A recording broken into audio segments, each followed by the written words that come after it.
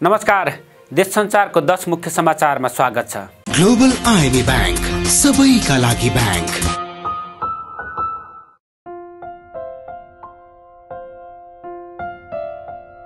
पुसको अन्तिमका लागि निर्धारित कांग्रेसको 15औं महाधिवेशन सर्ने करिब निश्चित भएको छ।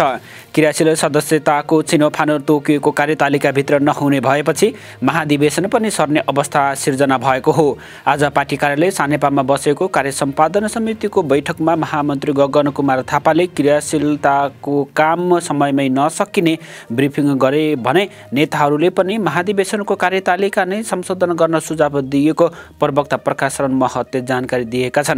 पुस 26 गतेदेखि पुसको 28 गते 15औं महाधिवेशन कार्यतालिका रहेको छ। त्यसका लागि क्रियाशील सदस्यता टुङ्ग्याएर पुस 16 गतेदेखि ओडामा अधिवेशन गर्ने कार्यतालिका छ। तर पुस 16 अघि क्रियाशील सदस्यता टुङ्गिने सम्भावना करिब सकिएको छ। त्यस्तो अवस्थामा महाधिवेशनको कार्यतालिका हेरफेर हुने भएको हो।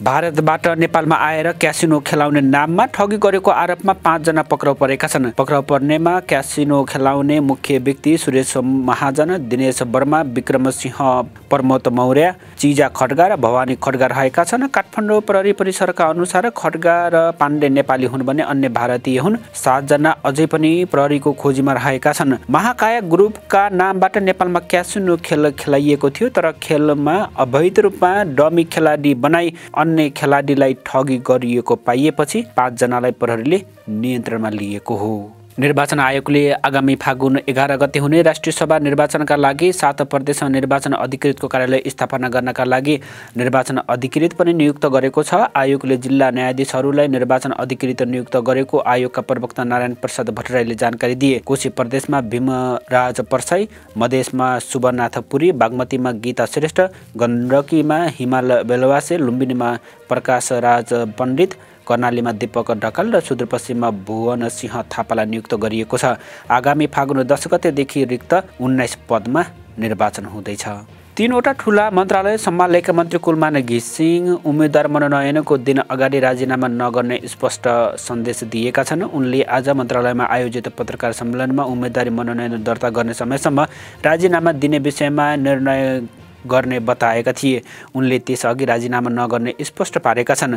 उनले मन्त्रीको हैसियतमा आएपछि राजनीतिमा प्रवेश गरेको स्मरण गर्दै मन्त्रीको हैसियतले जिम्मेवारीलाई वहन गर्दै अघि बढ्ने दाबी गरेका छन्। पूर्व राष्ट्रपति विद्यादेवी भण्डारीले जेन्जे आन्दोलनका क्रममा आफ्नै घरमा भएको आगजनीमा परि गम्भीर घाइते भएकी रवि लक्ष्मी चित्रकारलाई भेट गरेकी छन्। पूर्व राष्ट्रपति भण्डारीले केही दिन अघि भारतबाट उपचार गरी स्वदेश फर्किएकी नेता झलनाथ खनालकी पत्नी चित्रकारलाई डल्लु स्थित निवासमा पुगेर भेट गरेको चित्रकारको स्वास्थ्य लाभको जानकारी समेत उनले लिएकी थिइन्। चित्रकारलाई आजै नेपाली कम्युनिस्ट पार्टीका संयोजक पुष्पकमल दाहाल प्रचण्ड र संयोजक माधव कुमार नेपालले पनि भेटेका थिए।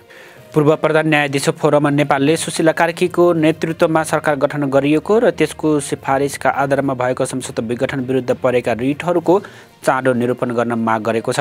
फोरमका तर्फबाट आज अध्यक्ष टोप बहादुर सिंहले विज्ञप्ति मार्फत छिटो रिटहरूको निरूपण गर्न सर्वोच्च अदालतको ध्यान आकर्षण गराएका हुन्। प्रधानमन्त्री सुशीला कार्कीसँग नेपाल सङ्गीत तथा नाट्य प्रज्ञा प्रतिष्ठानका पदाधिकारीले आज शिष्टाचार भेट गरेका छन्। कुलपति निशा शर्मा, उपकुलपति शम्भु राई लगायत सम्मिलित टोलीले प्रधानमन्त्री कार्कीसँग प्रधानमन्त्री तथा मन्त्री परिषदको कार्यालयमा भेट गरेका हुन्। राहदानी विभागले अब 2 दिनभित्र राहदानी उपलब्ध गराउने भएको छ। कुल 3,96,000 थाना राहदानी छपाई भएर आपूर्ति भइसकेको उल्लेख गर्दै विभागले आवश्यक भएकालाई तत्कालै उपलब्ध गराइने जनाएको छ। नेपाल स्टक एक्सचेन्ज नेप्से परिसूचकमा सामान्य अङ्कको सुधार देखिएको छ। आज नेप्से परिसूचक 1.37 अङ्कले बढेर 2585.87 को बिन्दुमा कायम भएको छ। र एउटा विदेशको खबर, कम्बोडियाले आज थाई सेनाले बान्टे मिन्चे प्रान्तमा क्लस्टर बम खसाल्न लडाकु जेटहरू परेको गरेको बताएको छ भने थाई सेनाले जवाफमा तैनात क्लस्टर बमहरू विशेष गरी सैन्य केन्द्रहरूमा लक्षित गरी खसालेको जनाएको छ।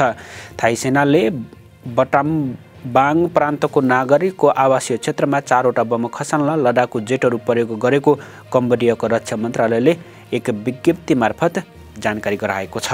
हवस् त आजलाई यति नै। थप समाचार र विश्लेषणका लागि www.deshsanchar.com लाई पछ्याउँदै रहनुहोला।